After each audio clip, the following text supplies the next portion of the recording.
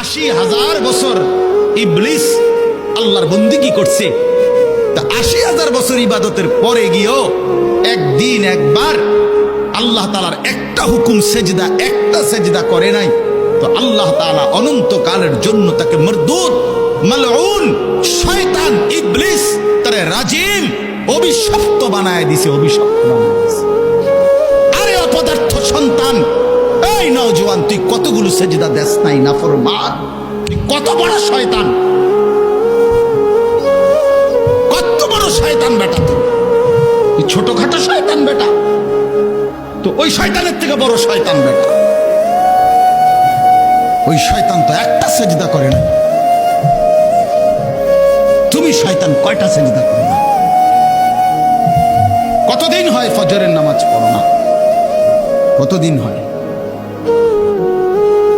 বলো? এখন ছেলেরা দাঁড়ায় দাঁড়ায় বলো ফজরের জামাত কয়টায়? কতদিন হয় মসজিদে ফজরের নামাজের জামাত? হ্যাঁ,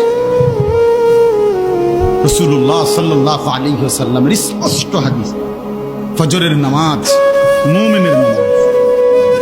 ফজর যে পড়ে না, নবীজির স্পষ্ট সিদ্ধান্ত, সেটা মুনাফিক, পাক্কা মুনাফিক। যে ফজর রাসূল বলছে যে ফজর পড়েন এটা খবিস, খবিসান নফস, খবিস।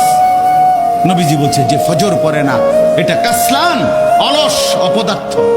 নবীজি বলছে যে ফজর পড়ে না তার দুই কানে শয়তান মুত্তা দেয়।